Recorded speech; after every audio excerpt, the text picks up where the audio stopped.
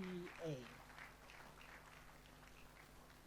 I think you will agree with us that we have a bank of experience in the room, and this session will be dealt with appropriately. It leaves me now to hand over to the chairman of the session, Dame Adewuye.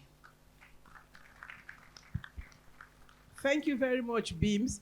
Good afternoon, everyone. Let me lend my voice to apologize to every one of us that are in here this afternoon. I think we underestimated the numbers that will be coming for this session.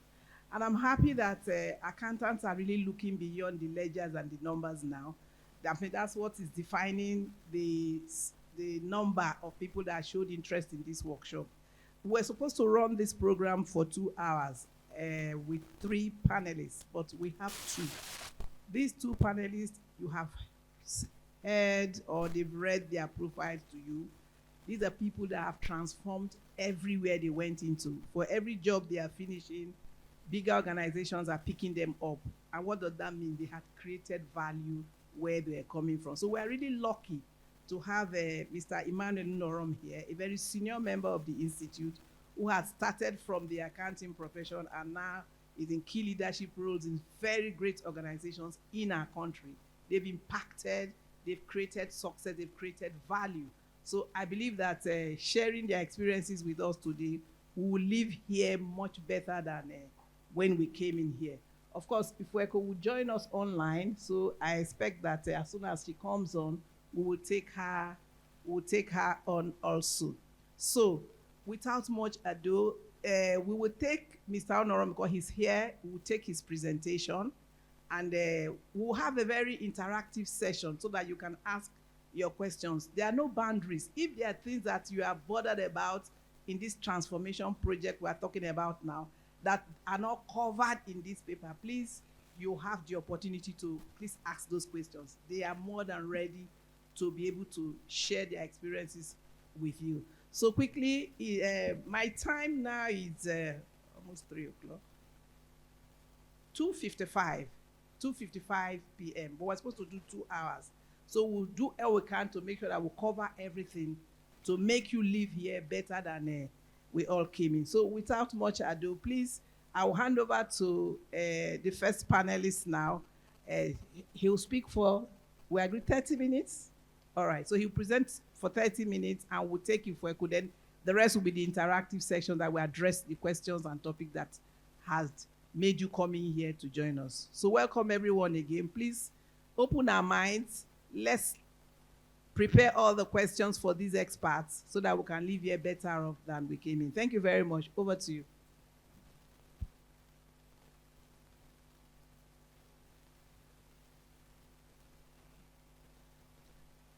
Good afternoon, colleagues. For a session of this, we usually will start with protocols, and I think those protocols may have been laid in the morning, so I will stand on it, but it's also good to recognize a past president here who is chairing the session. And so I want to welcome everyone here, all the chiefs, royal highnesses, fellows, associates, and what I'm going to say or discuss in this paper is something I believe some of you are maybe familiar with, and perhaps what we need to do is just to address some areas to make it really what we are looking at.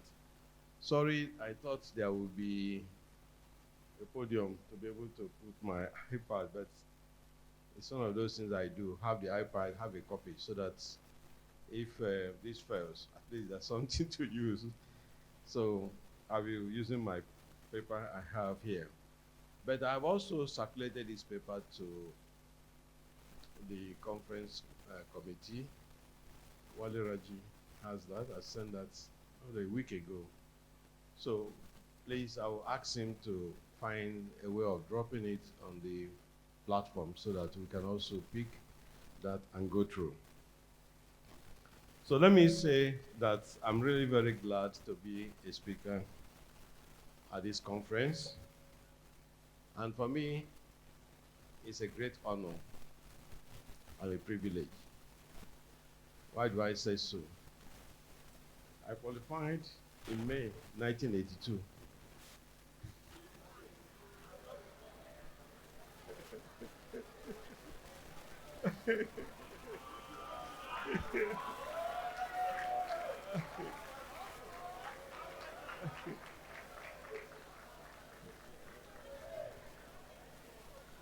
So those who are younger than 43 years, all right, so 43 years ago. So for me, why I say it's a privilege, a great one indeed, is that since I qualified, I've had this opportunity. So being given this is like, so thanks to the organizers and thanks to the Institute.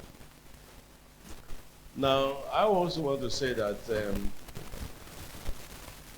after qualifying, some of us, those days when it was a lot of tuition houses, I was also one of those that joined in starting student PYE, what we call the PYE. Okay, yes. PYE then meant pass your exams. So when we wanted to incorporate the company, PYE, pass your exams, at Abuja there was already a company with the word PYE. And so we now put students PYE, as the name of the institute. So I'm sure one or two of those that started PYE, they're all here. All right, so I want to commend the institute generally because every year we organize this program, and then beyond that, so many other programs are run to continue to improve our knowledge, not only in the field that we all read, but also things going on all over the world. So the topic we have is already, as you have here, boardroom ready, transitioning from accountant to strategic business leader. Why is this very important at this stage? Why do we need to transit? Why should we not just consider ourselves as happy in our role, in our corner, in what we do? First, let me say that we must recognize that the world is changing rapidly, and it will keep changing. 10 years ago, we wouldn't have been talking of what is happening now in the social media. Today is another thing altogether. Perhaps the next 10 years, it will be something else that will be evolving. And so, it's important for us to look at the transitioning because things are changing. Secondly, over the last years, so many things have come up again. Automation is one. Digitalization is another. And now we are hearing, well, I would just say seeing already, the artificial intelligence. What does it really mean? Think of those 1980 period and so on and so forth. What the accountants, everybody, I remember when I was in KPMG working, it was called FITMA with them. Each time you go for audit, you have your adding machine, with the roll. So that when you start adding all those long extended trial balance and so on, by the time you finish, print it out, you start checking, because sometimes you might see a figure and you might type another figure and all that. But what has happened? All of that completely gone. Why? Automation. Now, if you are given anything, the system is already programmed to handle it and so on. So, again, this particular topic is important because a lot has changed. Today, we'll talk of cloud solutions. And so, your accountant must therefore consider the need.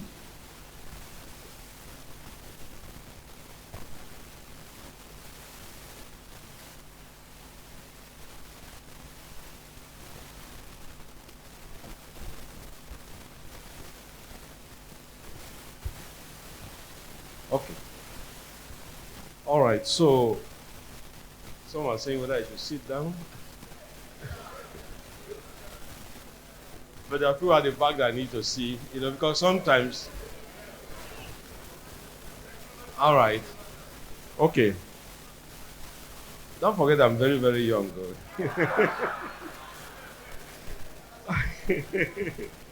All right. So, other changes that we have seen over the years has come with shifts in focus, new expectations, a lot of broader accounting and the non-accounting inputs and reports that we need to prepare.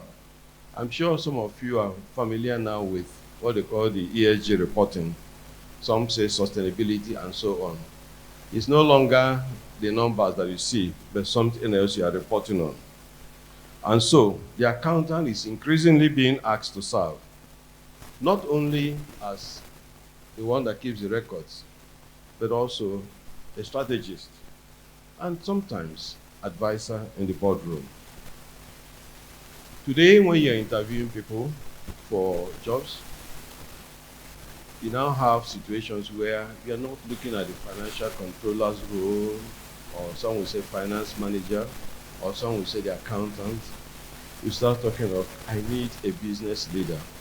I need somebody who can drive the business. And so some of you, I believe in your various employment, now the issue is, I need a CFO.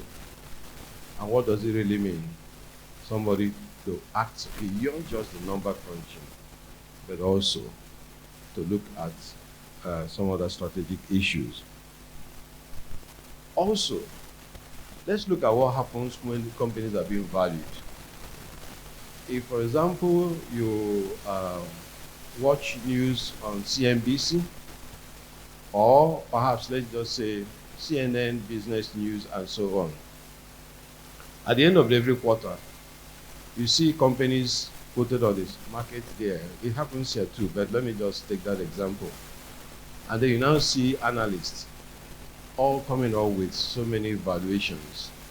First, they expect the company should deliver this in turnover, should deliver this in PBT, should deliver this in value added, should deliver this, maybe some numbers of business activities expected. And then when any of those numbers are not met exactly or even surpassed, what happens? The valuation falls. And you see all these changes happening. So all of this tend to point out that there's an increasing shift in what we are supposed to be doing and our role as accountants. And so in this topic, I have tried to put a sort of sequence, because first is that who is a business leader? We must know who a business leader is. Then we should try and also differentiate between the roles of the traditional accountant and that of the strategic business leader. Okay? What is the traditional accountant's role? What is this strategic business leader we're referring to? What does it really entail? And what are the competencies that the accountant should develop to become a strategic business leader? I'll try and veer off a bit into my own personal story and career, to show how from 1982 I've done so many things to evolve to the role that I play currently. I will also try and look at case studies, more like other professionals, some of whom are here and some that will also evolve from here, who have successfully, transformed as strategic business leaders. Next will be for us to highlight key competencies for boardroom readiness. Sometimes a lot of us here will get calls from people, qualification, yes, you have it and all that, but how do I engage this person to be a member of the board? What would be the competencies required? And then lastly will be the conclusion. I'll try, like I've said, 25 minutes, 30 minutes, so that to go through that. Now, who is a strategic business leader? A strategic business leader is an individual who holds a position of authority and responsibility within an organization, and he or she is tasked with the guiding and influencing the direction, the strategy, and success of the business. Now, what does this really mean? And where do we find strategic business leaders? I don't want us to just look at it that it's the group CEO or the president or the ED. They are the only ones. No. At various levels in our organizations. And you're going to see how you can also evolve into that. So, over time, what we do, for example, and I'm trying to bring all these practical examples into this, is that in my organization, we have what we call the Young Managers team. And what do? We want to prepare people that in 10 years' time or less should be able to take over our positions. It doesn't mean that they are not people senior to them and so on and so on. They are. But they are people that can no longer, let me use the word adapt, to those changes. And so we look for people across the group at various levels. So you could have that even within your organization, even people below you, and so on. But sometimes, because you have to be at the very top to make that change or differences, we're going to see how that comes in. So whether you call him the CEO, or the president, or the director, or manager, or founders of company, the specific roles and responsibilities of a strategic business leader varies depending on organization, depending on industry, depending on size, and depending on structure. But the key thing is that he is to guide the organization towards achieving its missions and objectives. Now, as we all do in our various companies, we have our missions. Some follow it up with, objectives written down, what we want to be, this one, and so on and so forth. Some even print, a small, like in the form of a card, just to remind people what really the organization holds for.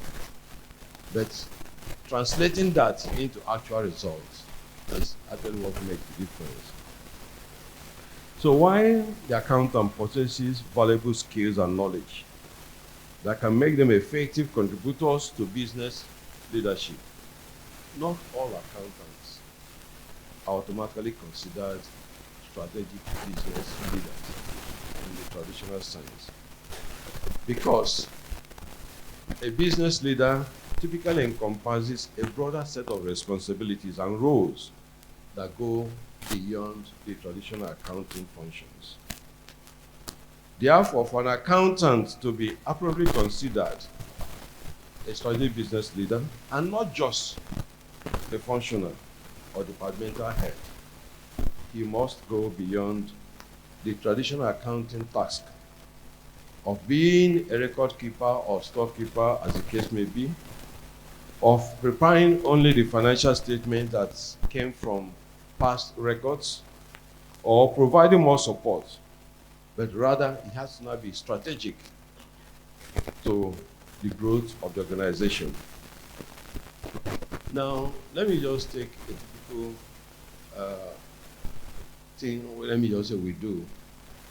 When we have a new business, we are prospecting or trying to buy into and so on. In our group, the first thing we do is to look for the CEO that can, within us or perhaps outside, that will actually understand what the vision is for that business. Immediately you are able to get the right person as a CEO. You're not going to start, and then the next, of course, is the board, making sure you have the right board, because you must have the right board, the right balancing skills, gender, all those things, and so on and so forth.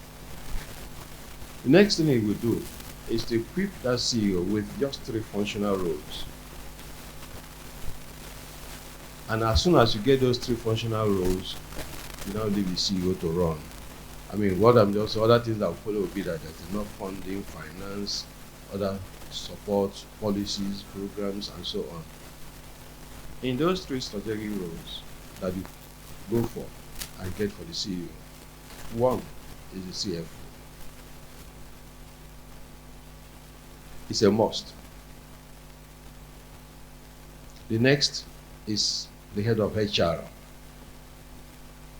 Again, a must. The third is the head of what I call the marketing and corporate communications. Immediately you get these three pillars ready, some say two pillars, by removing the MCC and then just having the HR and then the CFO. When you get those three pillars, strong pillars for the CEO, then the business is done. Because the CFO is not just going to be traditional accountant in that sense. He will have his financial controller or finance manager, finance officers, yes. Record keeping proper, yes, it's necessary. But his job is to drive the business, to take that vision to a realization. And so he's not just going to be seeing, looking at the numbers. He's also going to be looking ahead of so many things.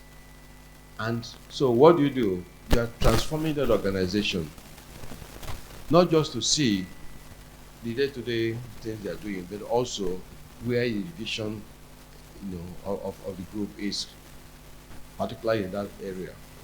HR is something, because all of us here all have just one head. I don't think anyone that has two here. So the ability of A to do better than B is not because the A has two heads.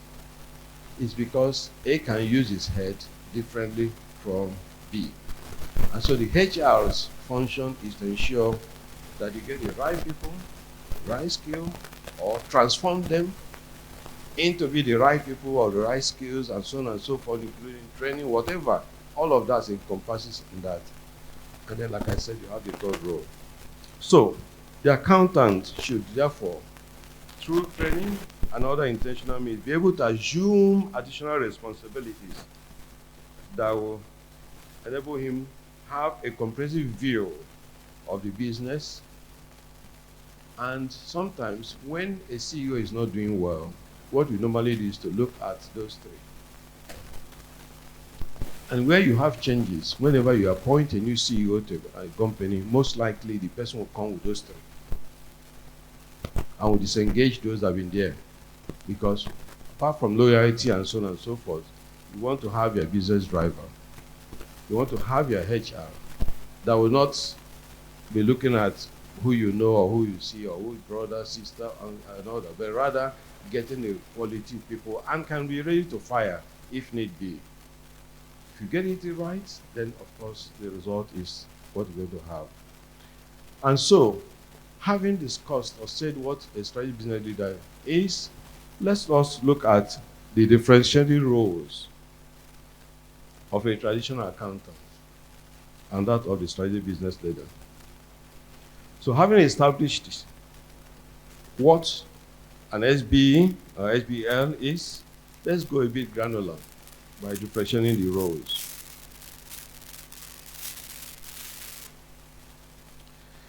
The primary role of the accountant is to focus on accuracy in keeping records, compliance, financial reporting, while the focus of the strategic business leader is on driving business growth, innovation, long-term value creation by essentially setting the vision and direction of the company. You now have a situation where you have an SBE, SBL, leader or executive, and then with the three supports he has, all they're after is how to create value for the organization. I'm sure if, for example, somebody comes to you and tell you, I'm a staff of Bank A, please come and open an account with us. I've been given targets and all that, which you all see once in a while.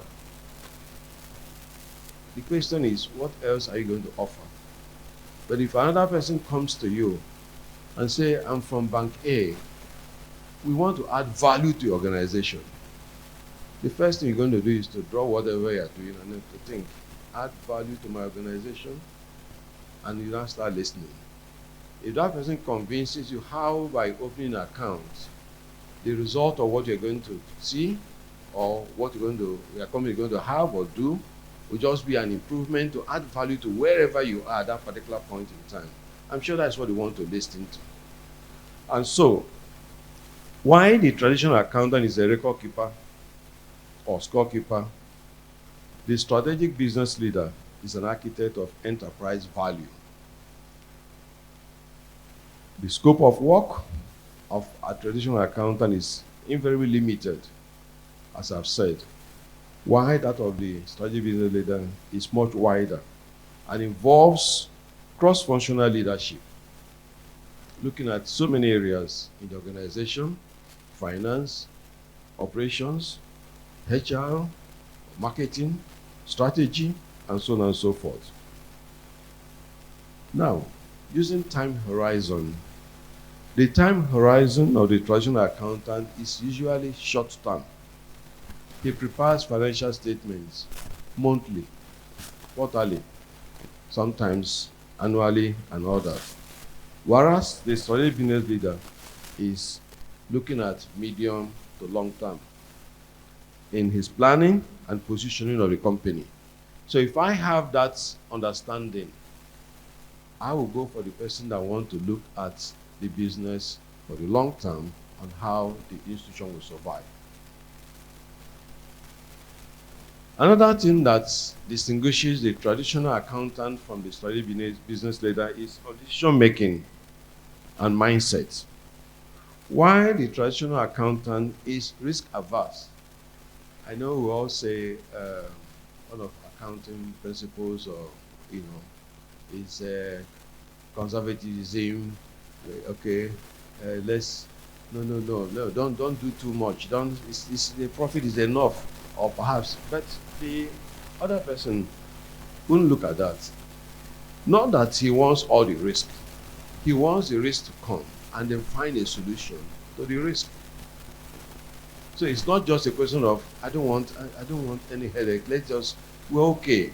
When you run business that way, it is not really a strategic business leader's position. His position is the opposite.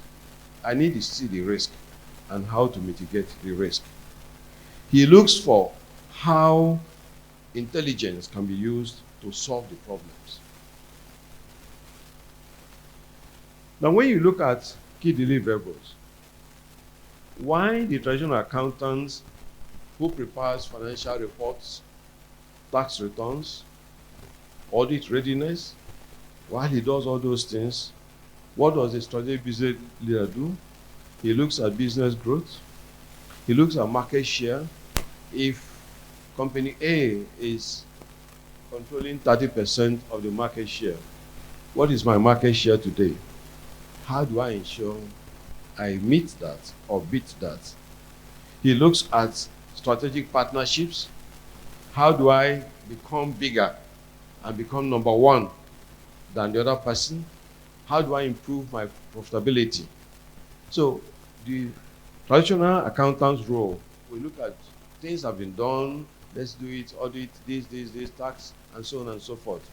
But the other person will now be the same person, the same accountant, but a different role, or is playing a different mindset. It's now to look at what has happened and what to do, to get it done better and create value. Take, for example, some of you here who are in tax practice and so on and so forth. If I have somebody that comes to me and says, I want to create value for you. It appears your company is paying tax at, let me just say, 40% every year. But I want to look at what I can do to ensure that their effective tax return is, say, at 15%. I will not bet an eyelid. In fact, I will just go quickly and sign the person that will give me a lower effective tax rate. Of course, complying with the laws anyway. Why? Because there's value being added. So while the traditional accountant is historically reporting, the strategic business leader provides insight and foresight. Now, having said all of this, which key competencies should an accountant develop to become a strategic business leader? It is something that has to be intentional. I'm sure you all hear this word a lot of times and so on. In becoming, I want to move from A to B. And so, what do I need to do? It is not about abandoning your technical foundation. No. That input or that training by ICAN is still very, very relevant. But what you now need to do is to look at areas where you need to do something more to develop yourself to be a strategic business leader. The rigorous training we went through as a professional accountant and so on helps you to keep all of the basic functions of keeping the books, reporting on the books, the performances, statement of the company, periodic basis, and so on. We have been equipped to carry out all these traditional functions, such as budget or budgetary control, cost control measures, performance management, and so on and so forth. Even nowadays, payroll, fixed assets, and so on and so forth. When you look at the traditional accountant's role, he will tell you depreciation is a fixed cost. It's there, we amortize it over the period. A strategic business leader tells you it's not a fixed cost. It is not a fixed cost. If there's a way of increasing the turnover on the use of the assets better than whatever is the average others are using, then the result will be that my depreciation will not necessarily be regarded as being fixed. It is a different way of thinking or different mindset. So I have been involved for about 10 years in training students those days. Thank God for that opportunity when we were very young. When I qualified in 1982, we had Professor R.S.O. Wallace. He was lecturing in UNILAG. He was the one that organized some of us, into taking up lecturing and so on and so forth. Somehow, we didn't want to come to the universities, but we continue with the role. But it was a good input. I don't know where he is, but he was the one that actually challenged us, into lecturing. And so, for all of you that passed through all those processes, over the years, you have been trained, you have been equipped, but you now need to expand your technical skills and roles so that you can translate properly into a strategic business leader. So some of the additional roles and functions expected to be carried out by the traditional accountants, amongst others, includes what I've mentioned earlier on, but a strategic business leader goes beyond that. He looks at corporate finance, he looks at treasury, he looks at investments, he looks at investor relations, he looks at transformation, and so many other areas. Why are we looking at those areas? Because they're the things that will drive to the growth of the business. And so for you, to transform to that, all of this have to be additional skills you have to acquire. Don't just think or maybe hope to have perhaps a classroom type of lectures, okay, transformation is this or that. No. Nowadays, the whole world is a bit, a global one that anything you need, ask ChatGPT, you get some information. If you don't, in your various organizations, some have virtual learning training systems that you can queue in, or you subscribe to a website I need to know what it's all about. Quite a lot you can do. And so, why the financial reporting system by the accountant has involved being a hindsight, looking at the past things that have happened, descriptive, and so on. But for a business leader, he looks at insight, foresight. What happened in the past is for the traditional accountant. Why did it happen is for the traditional accountant. But what will happen next is for the strategic business leader. How can we make it happen? Strategic business leader. We're encouraged to dream, and continue to dream, not malaria dreams. you know. So you are dreaming of things that you can do, what you want to be, to position, and so on. Ahead of that, think of that, plan towards it. And one of the things I've noticed over the years is that sometimes when we have what I would consider very tough budget or perhaps target and so on, at the end, we will find a solution and we'll reach there. Take, for example, in the group where I worked, when I was in UBA as an executive director, one day our CEO came into the meeting and gave a target that we want to be the first bank that the total assets will be over ₦1 billion, 1 billion. Now we're talking of trillions and so on. Then the balance sheet total was under about 600 million then. And we had only 4 months to go to the end of the financial year. How can we, from less than 600 million balance sheet size, to go to $1 billion in less than 4 months and so on? But after the meeting, that was the target. Everybody was challenged, the treasurers, those in the business relationship, and so on. And we all went all out for it. And the result was that we crossed that, figure at the end of the year.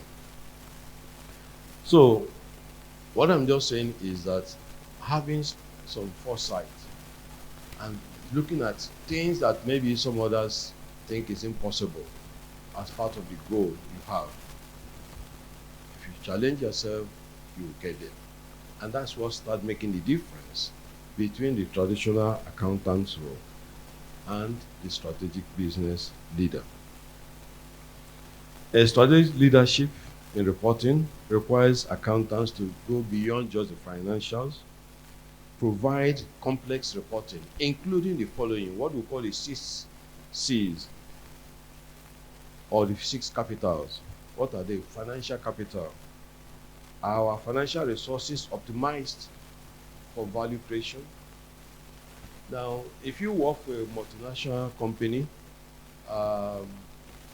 let me just say, those days, I know of friends that used to work for Mobile or work for Job Holt, those days, and every month, after the end of the month, maybe the second day or the third day of the month, the new month, you have to fill in some forms, complete this, complete that, and all that, and then send to the parent company's office and so on and so forth.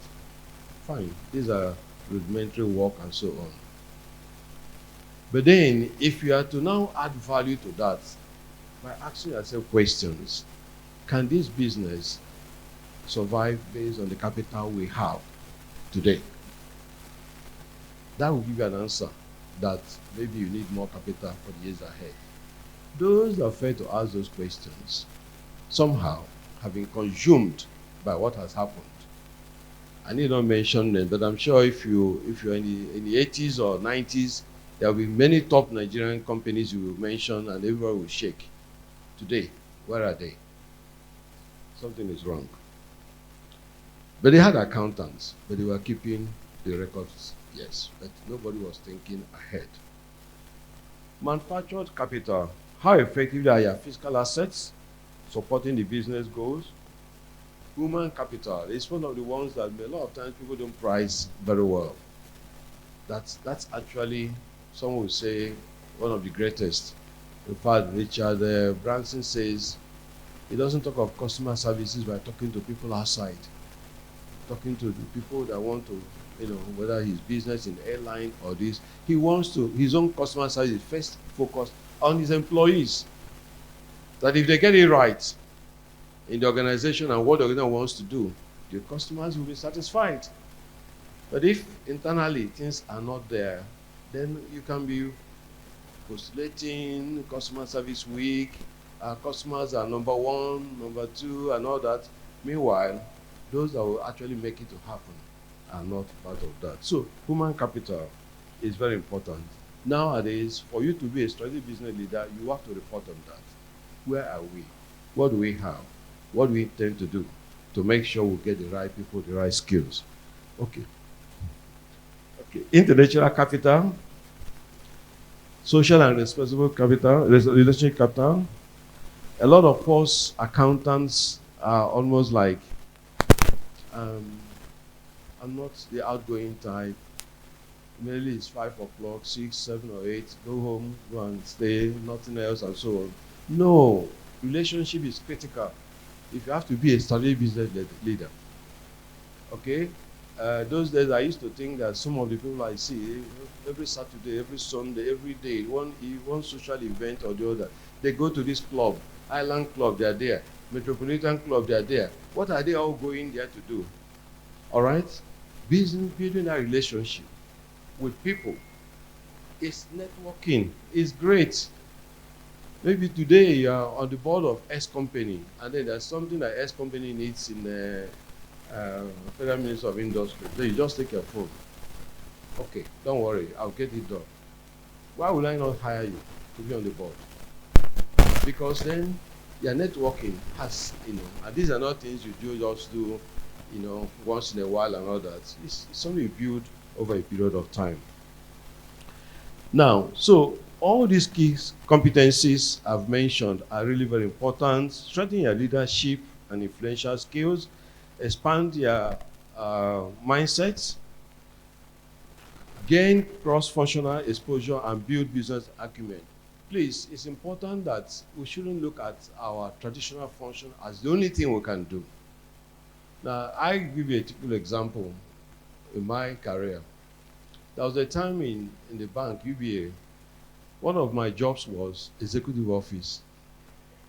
And then when you are brought into the executive office, it's a high position though, because you work with the CEO and you see his moves everywhere. You organize his program. I mean, you are like the CEO working 24/7. Anything he's doing, whatever, and so on. But then to some people, it was like, what's E&A going to do in the executive office? But that is the engine of the organization.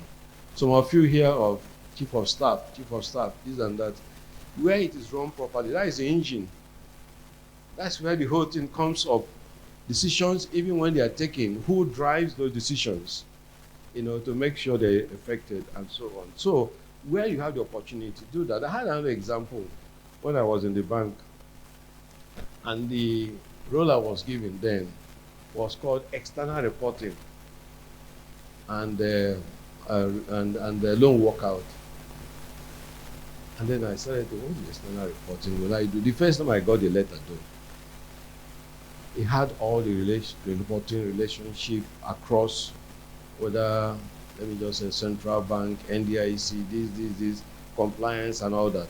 Fine. I set it up, running with that. Then next was loan worker. Why would I be in this department where others will create the problems and I'll be the one that will solve it? That was what I thought. But the minute I moved to that area, we started. Beyond the accounting function, we started looking at what is our NPL. Sorry, it means non-performing loans, as a percentage. What is the NPL? What do we want it to be? And they went to the meeting and said, look, our NPL is this. This is what we want it to be in 6 months' time. What are we going to do to bring it to that, or to bring it down, if you like? They were all blocks of things we needed to do. And I remember that year was when we had a central bank governor who set up AMCON, Asset Management Company. And then I was charged with that to handle with the institution. I sold the largest assets, to ANCON for that period. Something unheard of. Nobody have heard about ANCON before, what it's going to do and all that. But then, these are things that, so all that brought roles, you have opportunities. Please don't despise it. When I was working in Diamond Bank, sorry, I know it's no longer there, but that was at the very beginning. Being an accountant, initially I joined finance, then later on operations, later on, audit, all those functions that are basically from what we have done, and all that. But then, along the line, our chairman, then late Pascal Dozie, now posted me to be in charge of businesses across Nigeria. You can say, well, what am I going to do now? To run the business, head of business development, the whole country. But all those things prepared me. By hindsight, it was all the preparations. So what am I saying is that build cross-functional knowledge across various places where you are. Don't just restrict yourself. It is only, no, I don't want to get involved and all that. I run a power company, or I'm the chairman of a power company. I will tell you virtually what they do. All right? But I'm not an engineer, So, developing effective communication and storytelling is also one of the skills you are expected to have in your competencies. For example, board members will remember all their spreadsheets, but they will remember those few arrows where you showed the vision, the pictures of where we want to be or what we are doing at the moment. All the spreadsheet you did and prepared the numbers everywhere, they won't remember all those numbers. Next is to develop entrepreneurship mindset. When you have that, it means that you believe that any business can change and you can do it. In one of the things we do in our group, we are turnaround experts. Not that we're all born with that, but we believe that every business has a time when it needed to be reinvented. But somehow, those businesses miss that opportunity of being reinvented, and then they sleep. Then if you pick it up, what you need to do is to now find out what they needed to have done before, which they have not done, and what you need to do to position them for the future. And that's what we do. Standard Trust Bank was like that. Distress Bank, it was Crystal Bank then. Distress Bank, out of clearing, and then somebody has an idea, and it turned Elumedu had an idea. Why can't we pick this bank that is out of clearing and make it another profitable institution? And what did he do? When you read his history, you're going to see all of that. When you're out of clearing in the banking sector, it means that many people want to withdraw their money, but they can't get money from you. Is that right?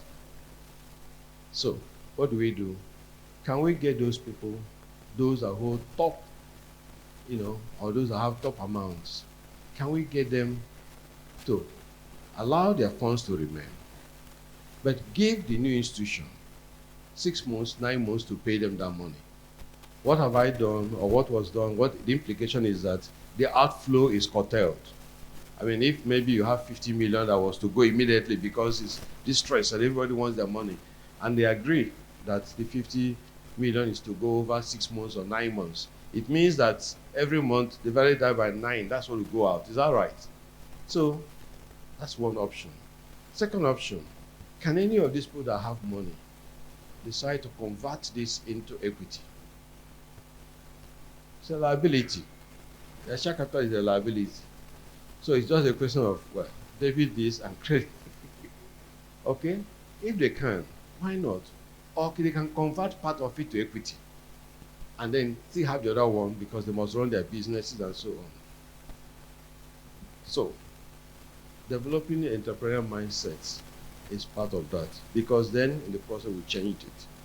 And things now Well, it became the fifth largest bank at the point before merging with UBA. We had the same thing with Transcorp Power. It used to be called Ugeli Power Plant, producing only 160 megawatts of power to the network. And it was bought by Transcorp Group. Then the question was, what went wrong? You can be sure, being a government entity, there were no maintenance of the machines as and when they were due. There are no parts. Perhaps people recycling the wrong parts. No plan of what we should have or what we should do or what we should be. No funding, and so on. Just take those things, if you like, clean them up and all that. And then within a period of less than a year, a 160 megawatt plant started producing 900. And with that, you turned over. I mean, if like whatever investment you made, you can almost recover it, in a very short period. Developing entrepreneurial spirit is very important for us if you want to become a strategic business leader. Seek mentors and hear what they have done and also implement. Adapt to uncertainty. Uncertainty to most people is an area they don't want to venture in because it's something that could be, a hope. But anybody with a business leader's approach even want uncertainty. I can tell you the exchange rate issues we had in Nigeria made some people also to have made money differently by thinking of other ways in which you can, handle the transactions and so on. So, having said all of this, please continuing education, lifelong learning, understanding the environment, and more importantly, execution capability. All right, in our group, we'll tell ourselves we have that, zeal to execute. Just get something we agree on, and I always will tell my colleagues on the board, especially the CEOs that report to me, if the board has agreed on these items, action points, like some of you will say, or follow-up matters, just go ahead and execute. If we are wrong, we'll learn from it. But one of the things you will always want, that will give you a failure is if you don't execute at all. So usually when you come for board meetings, what did they agree the last meeting? There are 15 items. How many have we done? 90%. What is 90% of 15? Why is the other remaining one not done yet? And so on. And by doing all of those things, the result, comes out very well. Now, like I said, I don't want it to, but let me just use myself as an example. I qualified, in 1982. At that time, God helped me, and I got the first prize in the qualifying exams, the PE2 then, that's what it was called. And at Idmarwick then, Chief A.E.Ani was our managing partner. I left to join Nigerian Breweries. First as as a production accountant. Now, for some of you, it's known as cost accountant because Nigerian Breweries had the breweries, Lagos, Ibadan, Kaduna, I think one in the east then, Enugu and so on. So I joined as production accountant, and my job was to look at all the inputs that went into producing the beer, maltina, green shandy. I don't know if some of you saw the drink. Okay, all right. So, and then to look at variance analysis, and so on and so forth. Then when you do that on production, you go to sales, so many of those things. That's like what I was used to doing as an accountant, number crunching and so on and so forth. But after that, I moved on to other roles. Nigerian Breweries offered me another role as finance manager. What was that supposed to be? It wasn't the accountant's role or the chief accountant's role. Mr. Bade Balogun then was our chief accountant. But then it was to be in charge of all the imports coming to Nigeria as related to the breweries. We used to import the malt, we used to import this one, all so many things that happened. But I passed through that because I needed to understand that. Then after I left for the banking industry, Then it was called Greenlace, but later on ANZ Bank, and then went on finance, treasury, operations, and so on and so forth. All of this gave me the opportunity to see various aspects of what the business is until I retired from UBA 12 years ago, to join Hess Holdings and then Transcorp and so on and so forth. Now in Hess Holdings, we have about 23 companies in various sectors of the economy, financial services, we have insurance sector, we have real estate. I'm not happy. I was telling Raji that next year the conference should come back to the hotel, Transcorp Hotels. Yes, last year I brokered it, and because I'm also on the board of that as the chair. So we should come back there. I won't be carrying these chairs the way we are carrying. So we have all these companies in so many sectors. But one thing I want to bring out from this is not just the fact that I've worked in all these areas. It's the fact that as somebody moving up from the traditional accounting role over the years, by having knowledge and allowing myself, you have to do a lot of that to improve yourself. I went on various courses, management courses, Oxford University, this, and also a lot of reading. And sometimes, in fact, I would say the challenge in the organization is that there's too much to read, to know. Sometimes you just call a debate and just say, this is the issue, let's debate it. Not because you don't know the direction, but when we debate, sometimes better ideas come. So please, in your organizations, as you want to transit to this, don't back off, and be like, I'm an accountant, what do they want us to? In HR, this morning, the meeting I was having was the HR person trying to defend why we have attrition beyond a particular, percentage. We all know a lot of people that left and all that, maybe still living. But then the question is that if the attrition rate is above this, what do I do? How do I ensure that my HR comes in to get, to get the right people, to meet up with what we're supposed to do? Now, so I've transited through all of this, and it has helped me a lot. If we go for a meeting of Transcorp Power, for example, I'll ask questions of technical issues. There's nothing wrong, you can do it. You can actually do it. I'm not an engineer, but I'll ask them, why is the production so low this week, this period, and so on? Then I'll start hearing, okay, it was a gas issue. If it's gas, what do we do to make sure we have enough gas to produce? Maybe there are not things you solve in one day, but at least that question is something we can all ask. I want to find out, why is the production very low? Then you now hear maybe the transmission company said, ramp down, reduce their power you're generating. That's what we call it. And then the question is why? On the other side, the users are looking for power. Here I'm producing, but the middle saying, bring it down, and so on. I hope people from TCN here will not crucify me. Okay, all right. So all those questions, they are all very questions you have to ask, because you're expanding your view, your knowledge, to make you become a more competent leader. So leaving our comfort zone is very important, and to now have other skills that are necessary. Now, I want to say that in our organization, and I'm sure some of you here, there have been many chartered accountants who have transited from being number crunching, the financial controller will know, to people that are strategic business leaders. And I have it in my paper, but I don't want to go into names and so on and so forth. But like I said, we have actually developed them. We have allowed people. We had somebody that was a chartered accountant, but yet we posted him to registrar's business.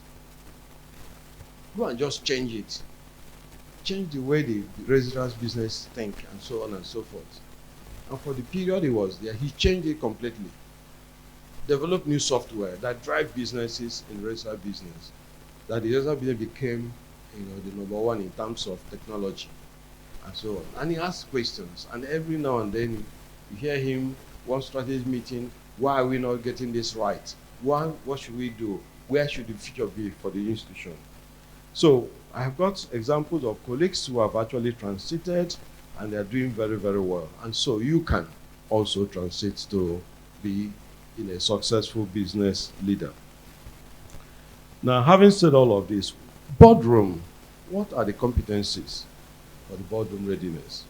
I'm sure some of us want to know what are the qualities. Now, what I will do here will not be to define just this is that, and that. There are things that are, let me use the word statutory. For example, you have been a bankrupt person, or for example, somebody who has not been convicted for fraud or perhaps dishonesty, or maybe the age, not less than 18 and so on, a whole lot of these things. But then you have other ones that are merely the things that you have to grow with, imbibe, and it becomes part of you. One of the things in the ICAN motto we have is honesty. I think, or integrity and so on. You must be somebody that the organization should trust. If you want to be a billionaire, multi or trillionaire, as the case may be, you can, but don't get it the wrong way. Get it right. You make it eventually. Some will say you should be contented with whatever. So integrity is very important. Having the skills is important, and competence is important. You must be able to challenge things.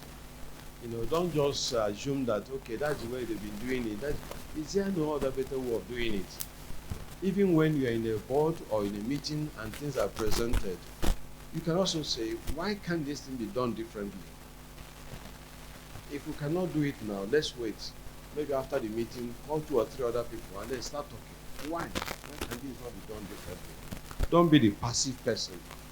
He goes to meeting, he won't talk, he will not look at anything, just say yes. Or the one that goes to meeting, if the chairman says, this is what we want to do, oh, chairman, you have the best knowledge. Nobody can even rival you. No, challenge the status quo.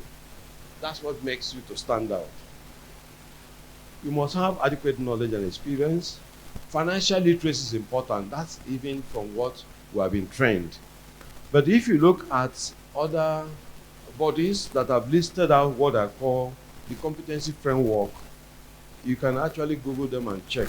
The National Association of Corporate Directors in the US, if you Google that, they tell you all their competency framework they use, have a proper mindset, proper ethics, financial literacy, sustainability awareness.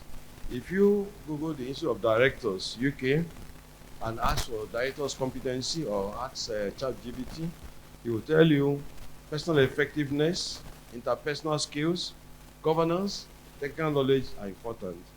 If you look at the International Federation of Accountants, Professional Accountants Business Framework, it will tell you technical expertise, business acumen, leadership, digital experience or competence, and all that. If you look at the World Economic Forum, feature board skills, it will tell you risk knowledge, digital knowledge, leadership knowledge, and so on and so forth, and global perspectives. All of these are all diverse qualities expected of a board member.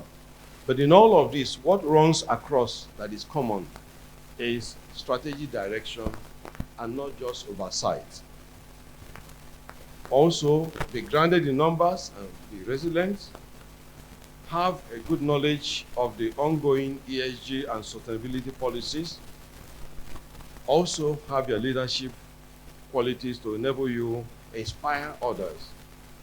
Digital literacy, ethics, think strategically, and build a diverse set of skills and so on. It's all captured, and I want to say quite a lot is required to develop. And those of you coming, please, we are looking for, I will tell you, we are our group for competent people that can serve on the board.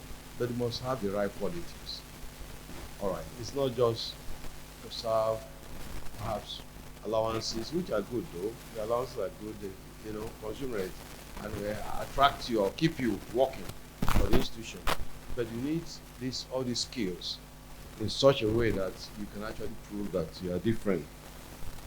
And so, I will therefore conclude by saying the accounting and finance function is at a crossroads. Remaining as a scorekeeper risks irrelevance, but stepping into strategic business leadership unlocks influence, resilience, and growth. The accountant of yesterday delivered accuracy. Thank you.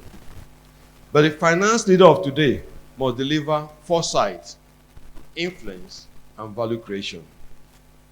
The future of the accountant is no longer only a scorekeeper. The future of the accountant is that of the CFO, which is a game changer. Being boardroom ready means moving beyond the ledger and into strategic leadership. Remember one of the quotes from Peter Drucker, which says, the best way to predict the future is to create it. Thank you for listening.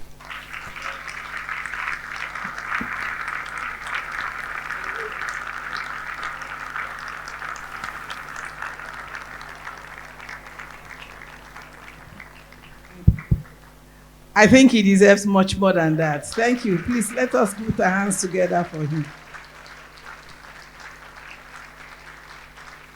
They say once a teacher, always a teacher. So, sir, thank you so very much. You can see the response from the audience. He was supposed to speak for 30 minutes, but he went on and went on. Even me that was supposed to manage the time, I was learning and I forgot to stop him. Thank you so much. I won't want to take your time to try to summarize all that he has said, but I can tell you for free that he has given us a template, because everybody sitting here today is a chartered accountant. So the foundation for you to transit to the boardroom, you are privileged, you already have it, because of that rigorous ICAN examination that you went through. So it's left for you now to decide whether you want to remain where you are or you want to transit to the boardroom. What Mr. Onorom has given to us free of charge today is those things you need to know, the things you have to do for yourself to transit you to the boardroom. And that answer he has given us. Whether we like it or not, he's told us everything we need to do. You know, they say you are successful, but if you don't prepare and the opportunity comes, you will lose that success. But when opportunity meets preparation, you become successful. So what we are doing now is preparing ourselves for those great opportunities that will come. Let me just even take two things, if you don't remember anything, that you will take away, the few points that he raised before we start the conversation, because you also have the next time to ask your questions and the rest.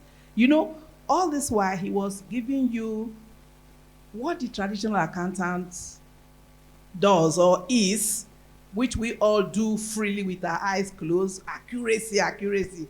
I'm sure you listen to Dr. Monehi's, Daniel Monehi's presentation earlier today before we moved in here.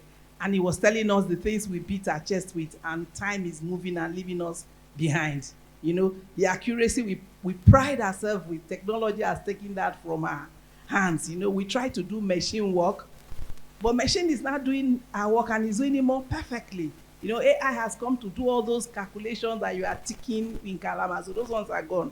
So now we are back to become strategic business leaders. You want to transit to the boardroom. Okay, when you get a job, let me digress. When they hire us at that lower level, all of us ET, maybe 10 of us are accountants. They will first of all send you to financial control, send you to operations where they think that they need numbers for the accuracy that you have learned or qualified with. But it's for you to now demonstrate the difference. Tell everybody around there that I'm beyond this traditional accountant. I am a strategic thinker. I am a strategic business leader. I can do this, and in addition, I can do B, C, D, E. That will take you or transit you to the board. Let me just mention a few comments before we go to the key questions that Beams will take us through. He said, what do you need to do for you to become, a strategic business leader?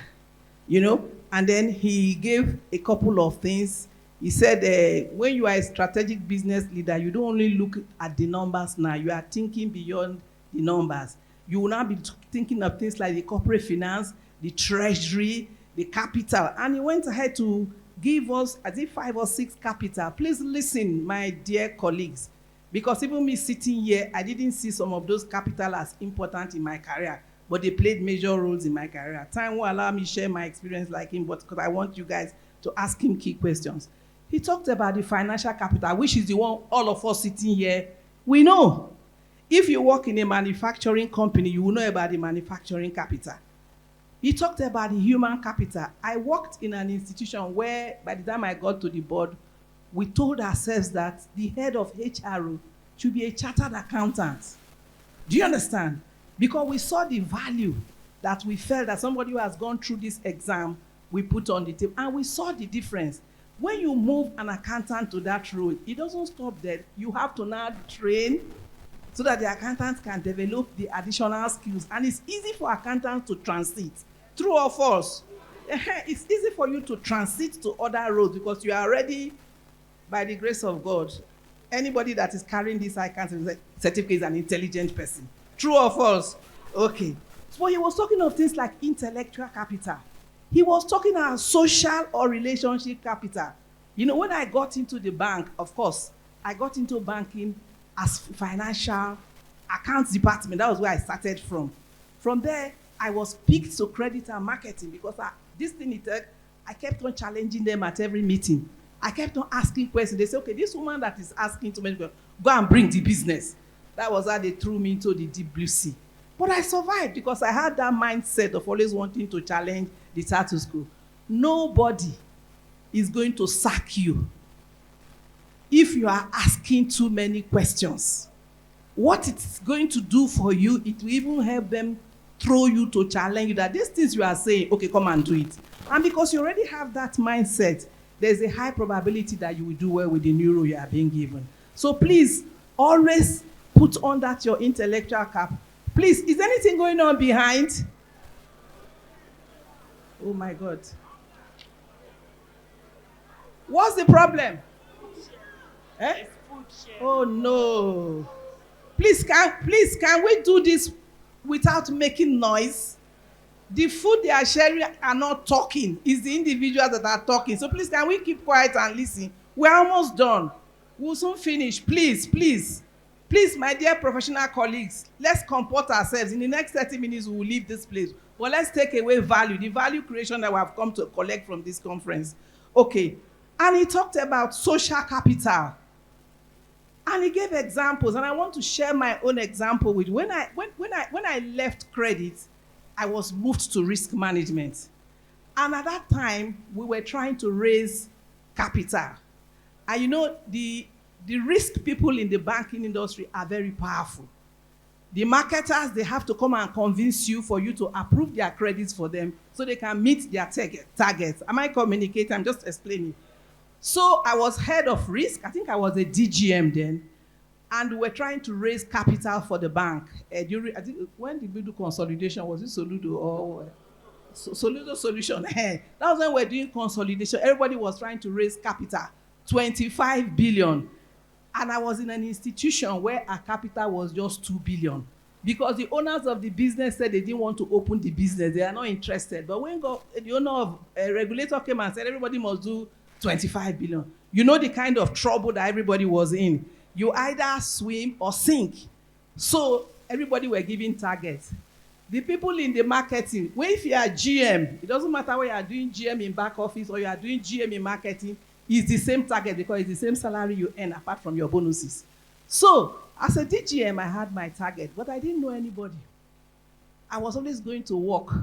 If I'm not in church, I'm in ICAN function. I was not doing any other social thing. But those young boys that were in marketing, they would go to club, they would go to parties, and your assistant, they would just come, madam, please. And I was the secretary. I was the one recording performance. And I had 0 against my name. And these young boys would just come, the managers, please, ma, please, have you recorded? I brought 100 million from Ikoyi Club yesterday. Meanwhile, me that is sitting here, the bank was paying for my club subscription, but I never used to go there. At that point in time, they were sinners. But when trouble now came, I found out that I needed that social capital to keep my job. Do you understand? The young boys will come every morning, Saturday, Sunday, Monday morning, they'll be rushing. Please, have you updated my this? I say, who will I go to? Accountants don't have money. My friends in ICAN don't have money. When you call them, they'll be looking at the risk. You know, accountants now, we're always risk averse. How can I give you people my money? Am I sure the money will come back? But those businessmen out there, these are people they play tennis with. They go to drink beer with them. They were sinners, so. But I had to make friends with them. In fact, one day I got into a Ikoyi Club and I met my classmate. And the man said, oh no, man, Jesus no dey here. Oh.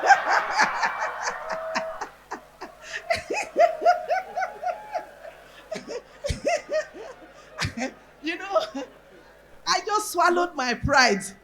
I said, my brother, I did trouble. He said, I know. That time we go come to your house, you go tell me God say you know they. Now you they come look for us. I have to survive. Do you understand? Okay, so those are the kind of things he was talking about social capital, your relationship with those parties. Don't say that those people are demons. The business is sitting there. Your job service to go and convert those demons. So when you finish talking business, you preach the gospel to them. So you will kill 2 birds with 1 stone. Am I communicating? Yeah, so of course you also have to strengthen your leadership skills. Leadership doesn't come easy. It comes with a lot of burdens. But once you are conscious about it that, oh, people are looking up to me to get things done, you must size yourself up and be able to show good leadership examples. You must expand your network. He said that several times. And it's very true. I've just used myself as an example. I started going to learn to play tennis. I started going to make friends. I knew I didn't like those things, but if I needed to survive and keep my job, I must deliver. Those young boys were pitying me. They said, madam, your name still day 0. I said, don't worry, it's coming. It's coming. Because I started going out to reach out to build my own social capital and expand my network. And as a strategic business leader, you must be a problem solver. Because nobody wants to hire a liability. If you are not going to create value, why should I pay you all those money? Is that not a good question? Fair is fair. So you must be able to, he was telling you how he was moved to do the outcome things and the rest. If they didn't see Mr. Honor as someone who can create that value, he won't be given that chance. But of course, he delivered.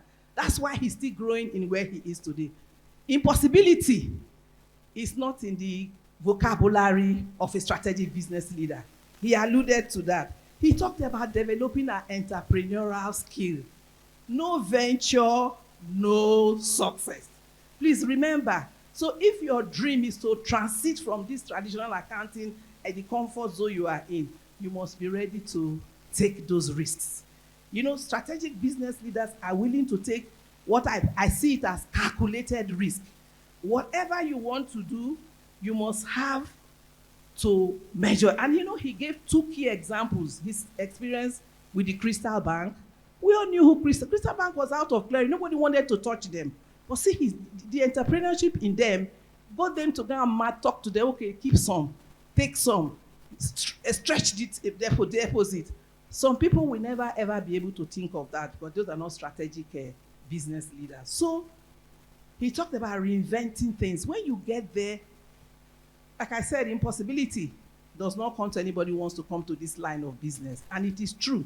So he gave us the experience of Ughelli Transcorp. He gave us experience of Crystal Bank. And we see how they are doing today. And he mentioned something, seek mentors. Look, if you have a mentor, the worst thing you can do is to abuse that relationship. How do you abuse your relationship with your mentor? Not respecting his privacy. Going to beg for money. Because you will make the money. He has already made this money. So you are trying to know how what and the things he did to get into. So don't go and tell him that, oh, can you borrow me 1 million? I want to pay rent. You're not a serious person, because he's not going to open. Do you know how many people beg them for money every day? Those successful people. It's not easy. If you get 10, in today's Nigeria, if you get 10 SMS or WhatsApp, 9 of them are asking you for help. True. So you can imagine. So if you see somebody who has opened this door for you, don't let him shut it against you. And the way you will disrespect him is for you not to give him his privacy or take advantage of that relationship and think that is a bank you want to go and borrow money. There are microfinance banks everywhere throwing money at you. Please go and borrow and pay interest and grow those businesses. Keep this relationship, because it's going to help you to open the doors that you really need at the right time. Don't burn that bridge by being short-sighted. Am I communicating? Okay, so you seek mentors. You must be ready to adapt to uncertainties. He stressed that.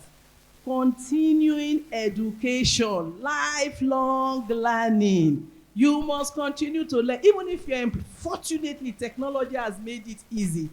This instrument here, you just go to Google, you will learn everything. Anytime I'm going to make presentation, when I finish my traditional this thing, I go to my Google, I go to my search engine, and everything I need to know about that information is at your fingertips. So your generation is you are luckier than us, because we walked into success with our eyes blindfolded and the grace of God. But here, the information is at your fingertips. You can't be lazy and think you'll be successful.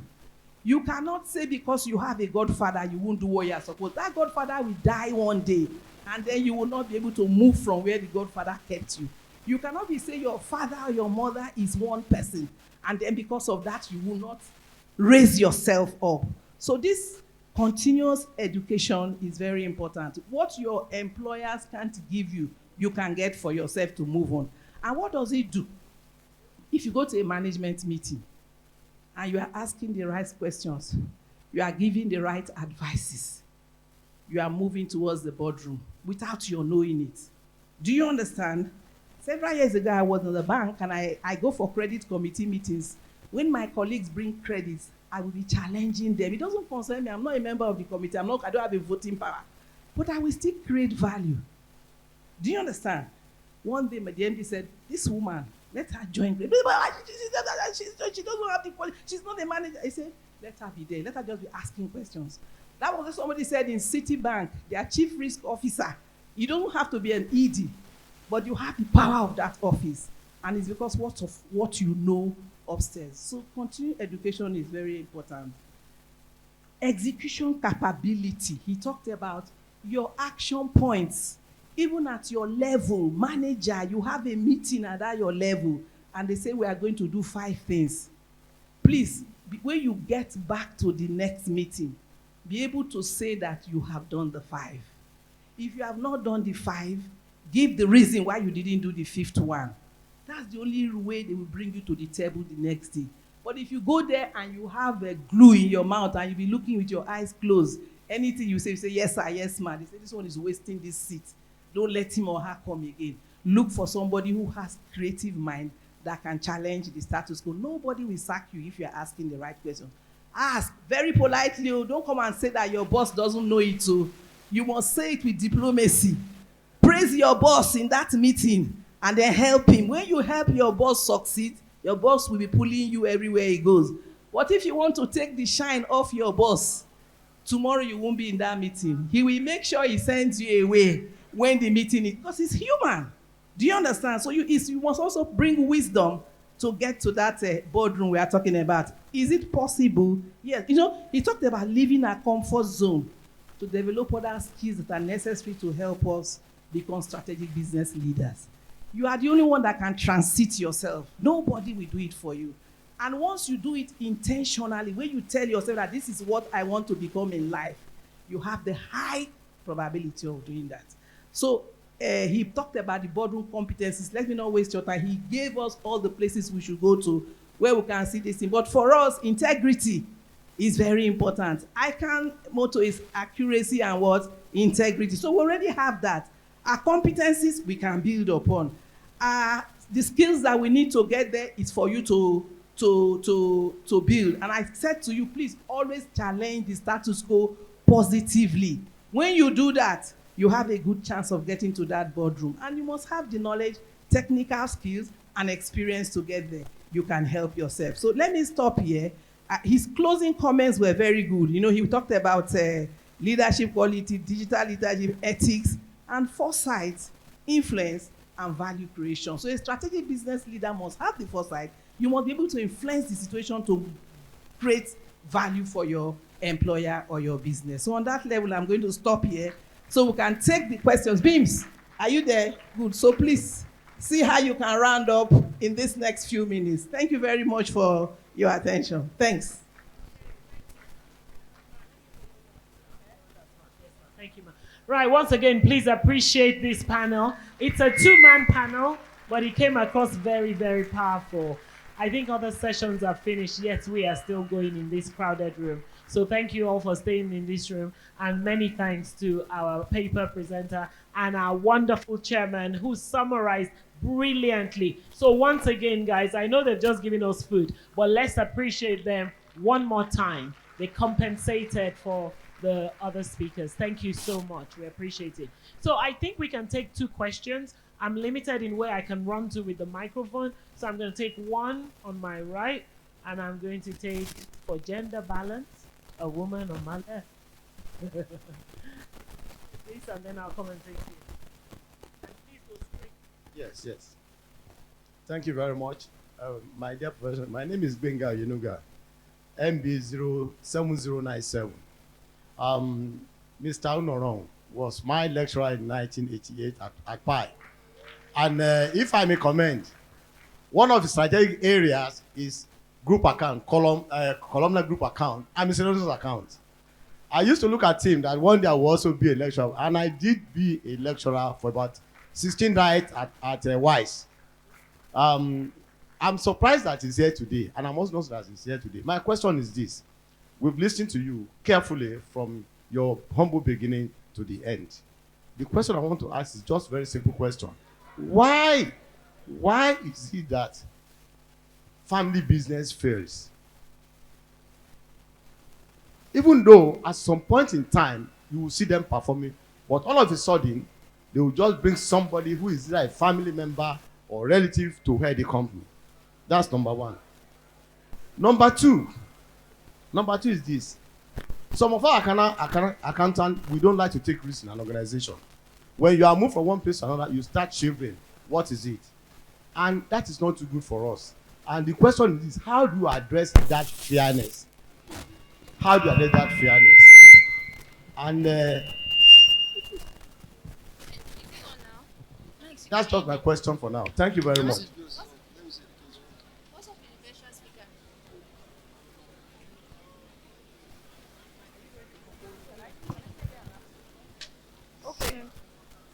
Okay, thank you. My name is Elizabeth. I also want to appreciate Daddy because I happen to also receive lectures at PI.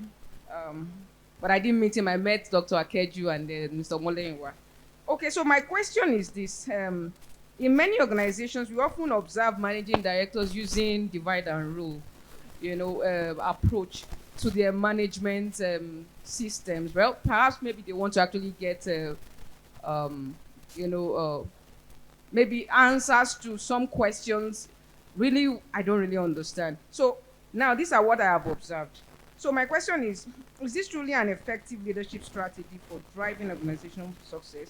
Or is it a symptom of weak governance and insecurity? Because sometimes, most of the time, you see even MDs using accountants, CFOs against other departments. Same questions asked from you, go to another operations. And so I'm like, why do they have to? And it's common to most organizations. And then those are even organizations that are very successful. So I don't know if it's actually a feeling of insecurity as a, an MD, or maybe it's a must that we have to use that kind of approach. Thank you very much.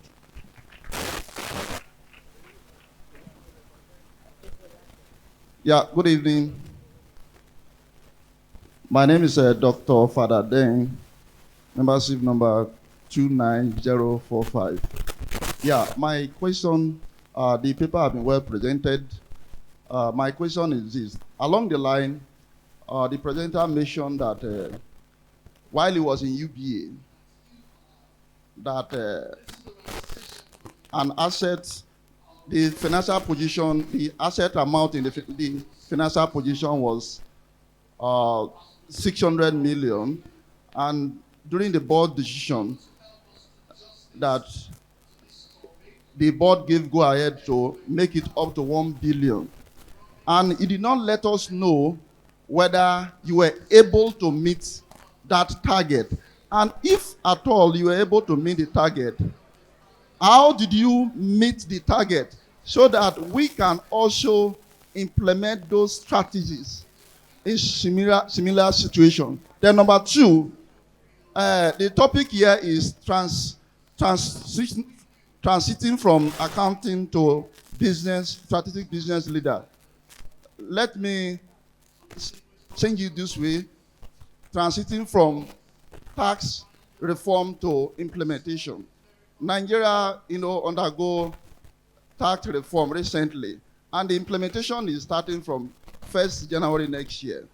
So from your private sector experience, what the FRS and all in the public sector can do to implement the tax reform to succeed successfully? Thank you. No, no, no.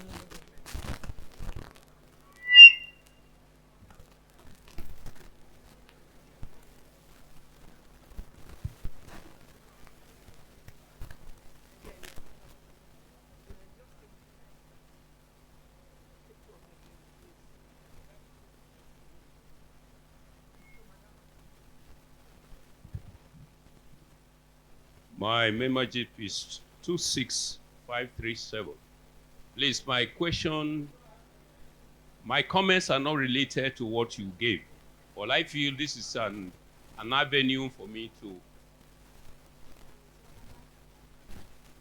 please.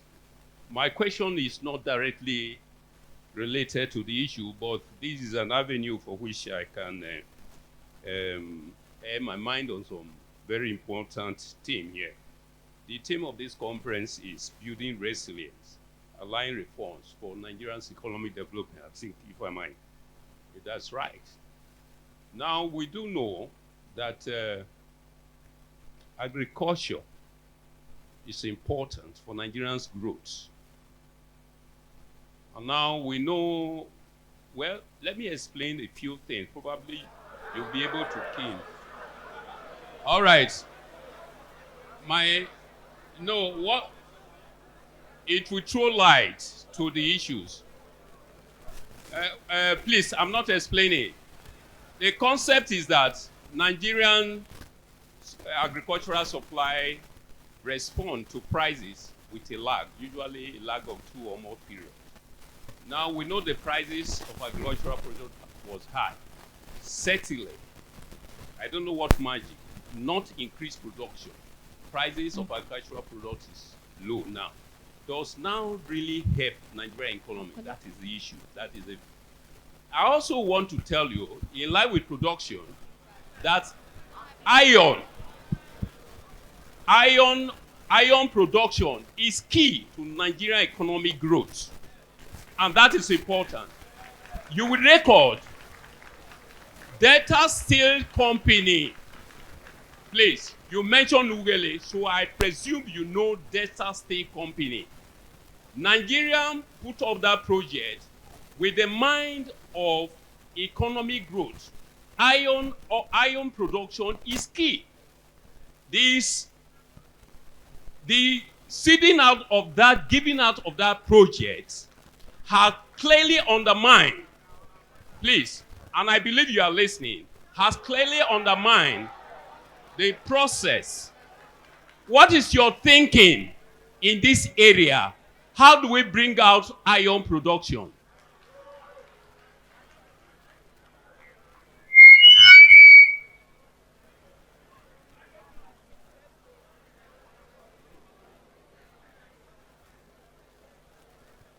All right. The questions. Thank you, colleagues, for the questions. My membership number is 2901. Okay, so first is a question about family offices. Why do they not survive? Please, can we all listen? Yeah. Incidentally, what you're asking is what I say I would know. I know what we do. I have a colleague in my office. He's a chartered accountant. He's a fellow. When we employed him, he was deployed to our family office. Then he came to ask me, what does this family office mean? But I want to take it with the second question. Whenever you are challenged on an area, please don't feel frightened. It's a lot for you to learn, for you to know. And today, he's doing very well in the family office.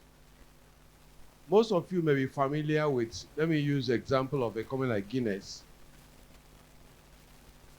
Hence, those companies didn't start today. Guinness, when you go to Ireland, they still go to visit where the grandfather who started Guinness several years ago passed on, the son passed on, now it's the grandchildren, and so on. And so the business is still continuing. You hear about it, they are opening all over the world, and more resources are coming. Now, when you have a family office, let me just give a typical one. Some years back in the 60s or 70s, we used to hear of Odutola tires and so on. It was a common brand, common name. Is that right? Those, okay. Now, when you have a family office, you set up something and it's running. What you need to do is to have, as accountant, the share capital is held by the family. All right? But you can't grow the business because there's a limited resource you have, funding. That's what I mean by that. And so what you do is to open up a bit to allow others bring in funding. For example, you can decide to, that capital you hold, to call it, let me use the word, Class A shares.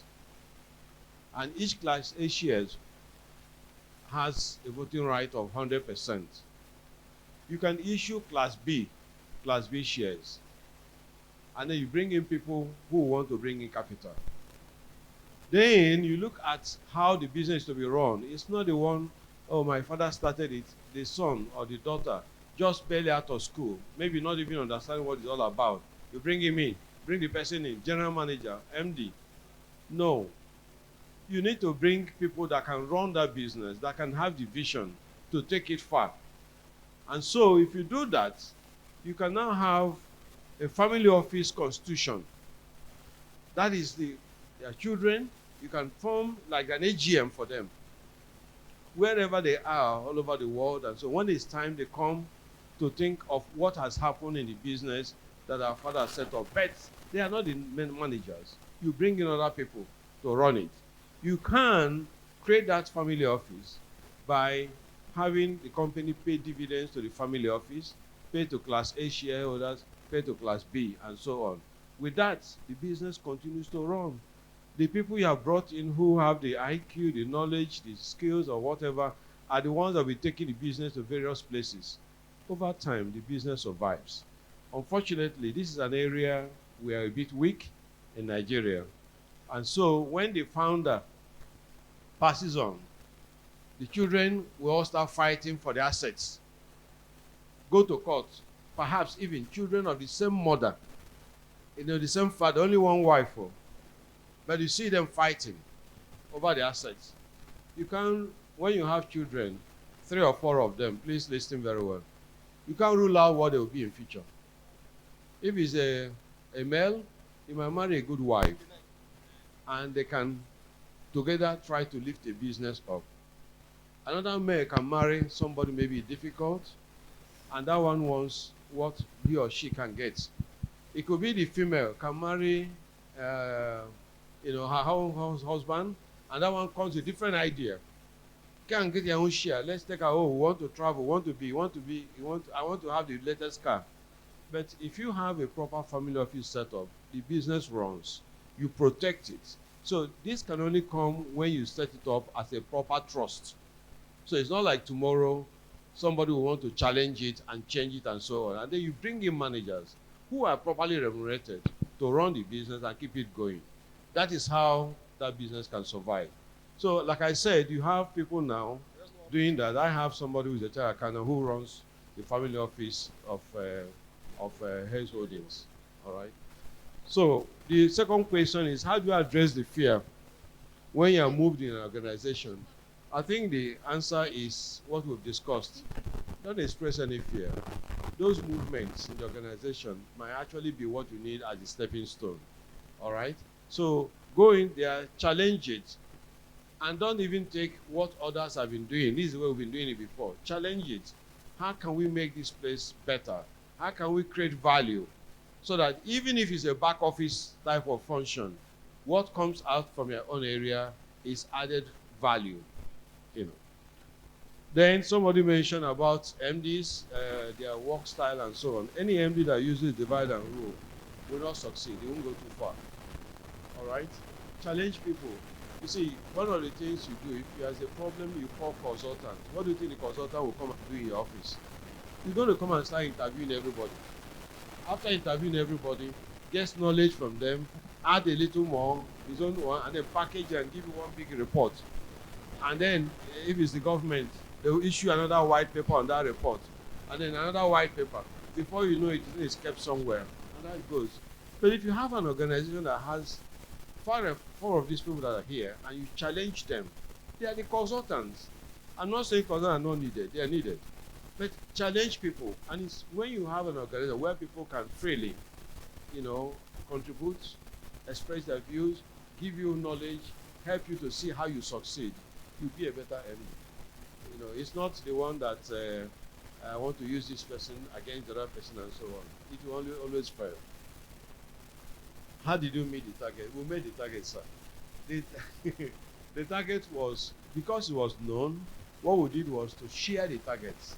Everyone, what you need to do in terms of deposits to be brought in, assets to be booked, and so on. Your balance sheet is assets and liabilities, all right? So you can actually meet that if the mindset is there and positive, and not the one that we can't do it. In fact, I would say that when you have those challenges, that's when you have the best in your thinking. And there are sometimes you think and think there's no solution. What I've gotten to use, or maybe I apply, just go and sleep and think over it. When you wake up, you'll see the solutions. All right? Of course, God giving us the grace, Okay, now transiting from tax, 2026 is going to be a defining year for the new tax law. And so you all, I'm sure, a lot of accountants are now training themselves and retraining to prepare ahead of what they need to do. We want to pay tax, but we don't want to pay too much. Is that right? Okay, so everybody is preparing. You do it the legal way and so on and so forth. But we want to see that succeed. Our ratio of tax to GDP has been low. Thank God for what the president is doing, and everything is coming up gradually. We need all that income for the country. The one that is not very clear to me is how they have managed to capture those who are not in formal employment. But because of what we read recently about the account you open must have a BVN or TIN and so on. So whether you like it or not, those things will be captured. It's coming to a time when you're going to see somebody being jailed because he didn't pay tax, properly, as you have others doing in other countries. So I think it's a good thing. Let's prepare. It's not sabotaging. It is how to make it succeed. And then we now hold those that receive that tax, what, benefit, what they use it to do for us. All right. Then somebody talked about the Delta Steel and so on, and price of products. I think for Delta Steel, let me not comment so much. As the Minister of Steel Development and so on. No doubt, it's been a long project, but I can tell you, privatize that company, and you see what will happen in less than a few years. You know. Privatize it.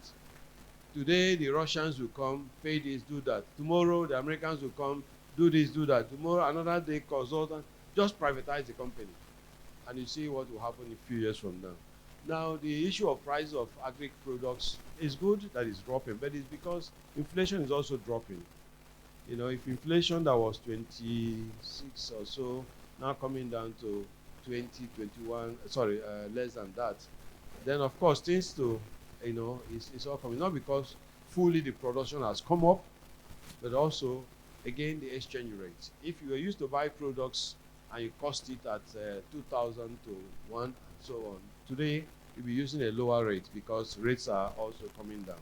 And it's now being properly available. It's not the days when you look for FX you won't get and so on. So all of that is what is contributing to the price reduction. But I'm sure the economists amongst us here will talk better on other factors that I may not have known. Thank you.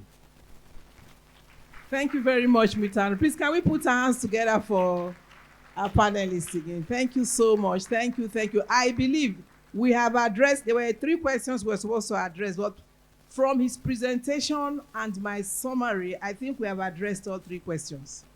We have talked about the soft skills, we have talked about the essential, what the mindset you need to move from the accountant to a strategic business leader. I believe most of us living here today are ready to be strategic business leaders. Those things that we're not taking seriously, those things that we felt didn't mean anything to us, I believe when we leave here, when we get back to our offices on Monday, we shall begin to implement them.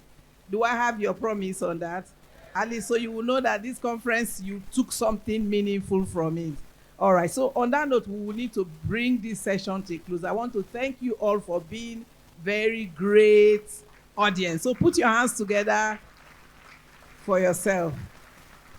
But don't forget this message that you need integrity and competence to qualify to sit on that board table. So everything you do, have all the technical skills. If you don't have that integrity, you are not going to get there. So that is my parting message for all of you. Thank you so very much. What gets measured gets done. So please put that by your bedside. So everything you want to achieve, when you want to be, just begin to put it out and measure it. Like he said, when they said they were going to get to 1 billion, they achieved it. So when you put it in front of you, you eyeball it every day, the boardroom seat is waiting for you. Thank you so much, and God bless you all. Thank you. Thank you very much, Ma. Just before we go, please, can we just take a minute to appreciate our paper presenter in our tradition, where we present him with a token from ICAN, but please feel free to give him another round of applause.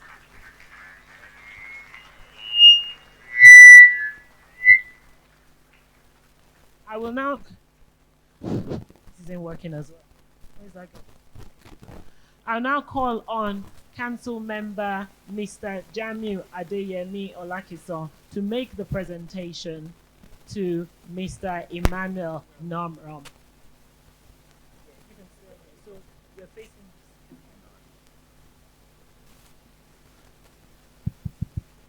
Thank you very much for the wonderful presentation. When you were delivering your paper, I saw how attentive the participants were, and everybody was taking notes.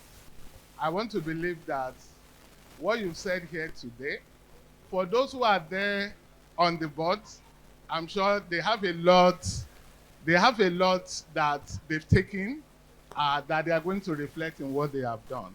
And for those who aspire to be there, I'm sure in another few years, when they get there, they will remember the wonderful work that you have done here today for them.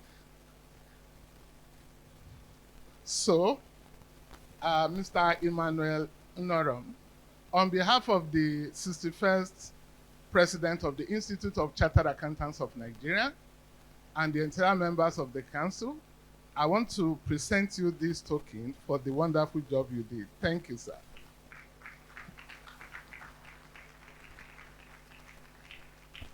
Thank you. And if I may ask our super chairman, Dame Onomejoy Olawi, to please step forward to accept.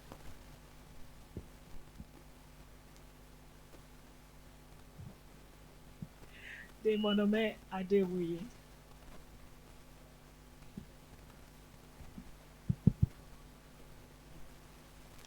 Our revered past president, thank you very much for the wonderful work. When you were trying to summarize, you share your experiences. In fact, when you got to the point of the social capital, I'm sure people really shouted because of the experiences you shared. And I'm sure the additional experiences you share really went a long way to add to what the speaker has said. So we really appreciate you for sharing your experience with us. Thank you very much for the wonderful performance. We present you with this token as an appreciation on behalf of the 61st President of the Institute of Chartered Accountants of Nigeria and the members of the Council. Thank you very much.